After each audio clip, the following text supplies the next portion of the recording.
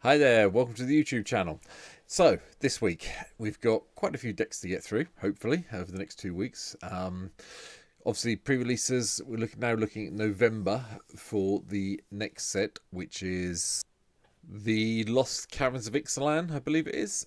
Pre-release weekend is something around about the 10th of November, if my memory serves correctly. So, yeah, we've got a bit of hiatus. Yes, I know the Doctor Who set's coming out, so, not going to really, might do a little bit of Doctor Who, don't know yet. But we'll see. So, we can do some more Wilds Veil Drain videos for the next couple of weeks and mix them up. We've got a couple of Jumpstart ones I want to go back to and look at because I've managed to pick up some Jumpstart commanders and a few other commanders that have randomly appeared in my head that I haven't done on the video. So bear with me. But today, well, you all know what you're here for. You're all here for Will's Scion of Peace.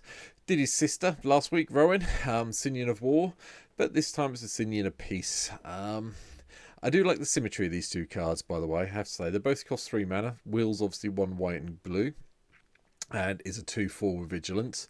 And if I remember correctly, Rowan was a 4/2 with Menace for 1 black and red.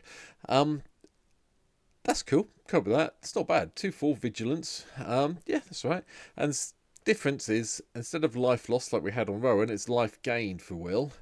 And the life we gain means our white and blue spells cost X less, where X is the amount of life we've gained this turn. So, it is a blue-white life gain deck with some big spells that hopefully means we'll get there really quickly. And this is what today's deck looked like. We've got a few things happening here.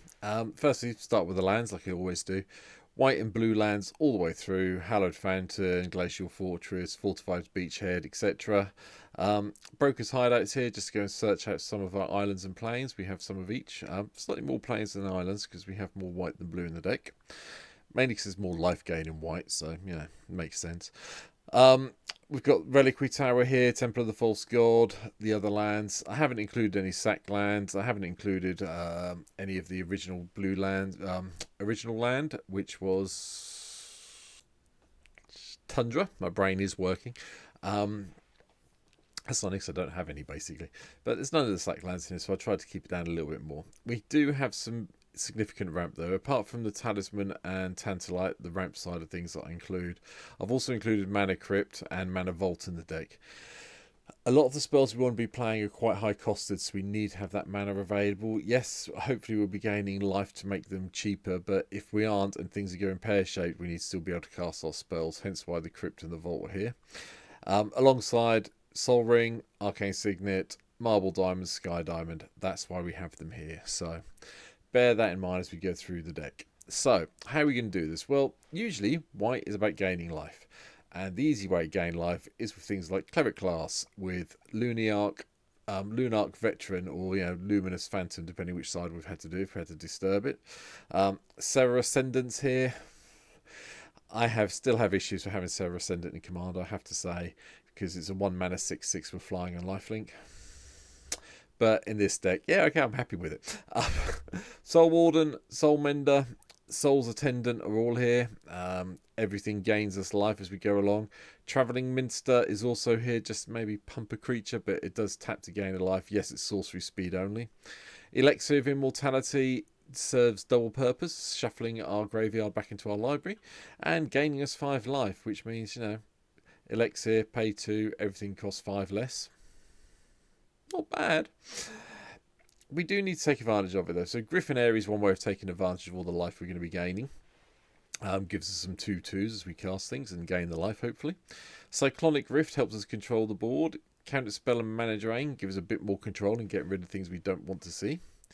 And Queen Itinerant Meddler is also here. Each player may draw a card, then each player who drew a card gains a life. So the Itinerant Meddler is quite nice because it does mean we get to at least reduce most things by 1 if we have to. Lightning Greaves and Swiftfoot Boots are here to protect Will when we have him in play. But we also have Teferi's Protection here, just to make sure that we can have protection from everything if we need it and get it sorted out. Rhystic Study is also in, coming down in price a little bit in real life, not that much, but on MTGO it's really cheap. Let's go with cheap. Let's get my tongue untied. Timetwister. If you're trying to build this in real life, ignore this card, take it out, put something else in, Windfall maybe.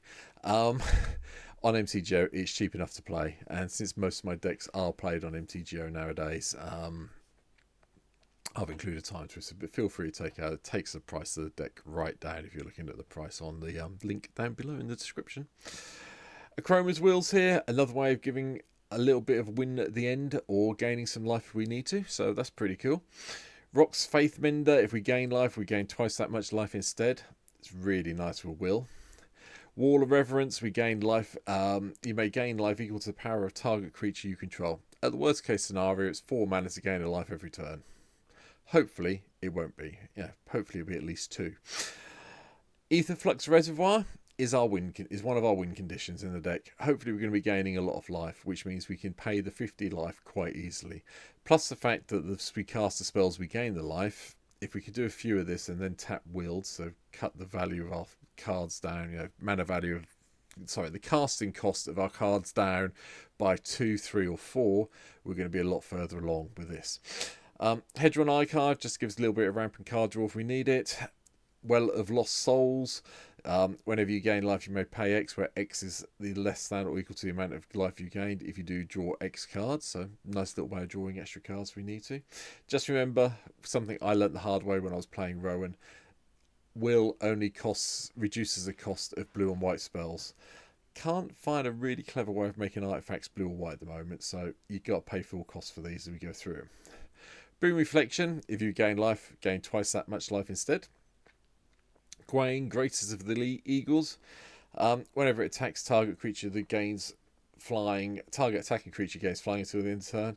At the beginning of each end step, if you gain 3 or more life, get a 3/3 white bird creature token with flying and doing the same ability. We've only got 21 creatures in the deck, so we've got to be a bit, hopefully, generating tokens off Griffin area on a regular basis. Archangel of Thune, however, makes those tokens big when we get here. Fumigate helps us control the board and gain us some life. If we have to blow the board up, cast Will, equip the boots, hopefully we can reduce the cost of our next blue spell. Lyra, Dawnbringer, we do have some other angels coming up shortly. This one's quite nice. Flying, First Strike and Lifelink. Thanks. Virtue of Loyalty. I do like this card, this new card that's come in from Wiles of Eldraine. The create a 2/2 white knight token with vigilance is lovely, so it throws off the combat maths. And then at the beginning of your end step, putting a +1/+1 counter on each creature we control and untapping it. Yes, please, thank you very much. Temple Manipulation, Time Warp, whichever one you want to play. I have Temple Manipulation, so yeah, 1 extra turn is not going to hurt anything too much. Cloud Blazer comes in, draws us cards, gives us a couple of life, makes everything cheaper.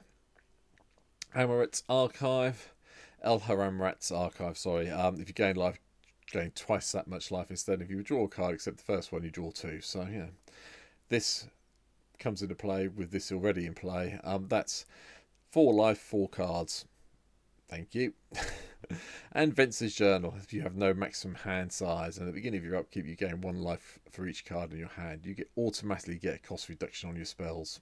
So it's pretty good. Beacon of Immortality, double your life token, which will probably take all your spells down if Will in play to the mana value in the colour. Sorry, the coloured mana value of the cards, ignoring the colourless stuff. Regina the Redeemer gives us another way of creating tokens when we gain life. If we get life, this isn't a value of life, it's just gain a life, you get these tokens. Thank you. Archon of Coronation, just a way of getting us the Monarch, and as long as you're the Monarch, damage doesn't cause you to lose life. Okay then, thank you very much. Yeah, I like that. Nykthos, Paragon, whenever you gain life, check small +1/+1 counters around. Only happens once a turn, but yeah, cope with that. Sun Titan brings back anything that's mana value 3 or less that's been destroyed. So all of our talismans, our little 1/1 guys, Griffin area if it's gone to the graveyard for some reason, Quain, all of this. Nothing, well, Ristic Study in the 3-drop slot, but it's worth having in here. That's fine. Valkyrie Harbinger also makes an appearance. Gain 4 life or more, we get 4/4 Angel. Yep, should be able to do that. Shark Typhoon just gives us lots of sharks flying in the air when we cast all our non-creature spells, hopefully every turn. Consecrated Sphinx, yep, draw cards, cope with that. And Azor the Lawbreaker, another way of gaining some life or drawing some cards if we need to, paying the 2 blue and 2 blue, white, and X when we attack with Azul. So yeah, fair enough. Approach to the second sun is sort of like the third win condition. Hopefully we'll be able to cast it twice and win that way if we need to. Alron's Epiphany, just foretell it, and then eventually at some stage pay the 6 mana to get your extra turn and your 2 bird tokens if you need to. Ever since Angel of Hope makes everything we control indestructible and is a nice big win condition at the end, which I have cast with this deck for triple white, and that's quite scary. Treasure Cruise is very often just 1 or 2 mana to draw 3. Ugin the Spirit Dragon is just purely here to make sure that we've got some way of dealing some damage if we need to, or if we need to exile stuff, we'll exile it and have done with it. Finally, the X drops, and these are all coloured mana, so therefore they are reduced by X where the life is gained, so it makes them good. Grand Crescendo gives you a whole load of citizen tokens. Heliod's Intervention either destroys artifacts if you need to, but more than likely you gain twice of X to gain all that extra life to make your next set of spells even cheaper. White Sun's Twilight gives us a whole load of Phyrexian Might tokens, and if X is 5 or more, which a lot of the time it is, you blow the board up, so a nice little bit of wrathing. White Sun's Zenith, you get in there quite happily with all of the creature tokens and return it back to your thing. You get a whole load of cats, which is nice. Blue Sun's Twilight, gain control of target creature with mana value X or less. If X is 5 or more, create a token that's a copy of that creature. Yeah, okay then. And Blue Sun's Zenith. Now, you can use this, interestingly, as a way to mill an opponent out. And with the amount of life we do gain with this deck, it is quite possible to have X go up to about 20. So, bear that in mind. With the mana you've got available and the cost reduction from Will, I have managed to get a Blue Sun Zenith off for 11 so far. So I think if I try really hard, I could probably get it up to 20 quite happily, which might upset some people. It's great for you if you've got sort of like the journal in hand or in play, or you've managed to get out your wonderful land. I've completely forgotten the Reliquary Tower. That's what I'm looking for. So yeah, bear that in mind. And the thing about the Zeniths is they do shuffle back in. Unlike the Twilights, they just go straight to the graveyard. But the Zeniths both shuffle back in, which, has its upside. And that's it. That's my little take on Will, Scion of Peace. I hope you've enjoyed the video today. I'm really happy because last week I had a good run of people hitting the subscribe button, so I'm up to 247. If you haven't subscribed before, if you can hit the little button here, should be over my shoulder somewhere here on the video. There you go. Somewhere here, hopefully. Really do hope you can hit that as well and help me out. But that's it for now. I'll be back tomorrow. Tomorrow's one is going to be another Wilds Veil Drain one, then a couple of random ones to finish off Wednesday and Thursday with. So take care, and I'll see you soon. Thanks for watching. Bye.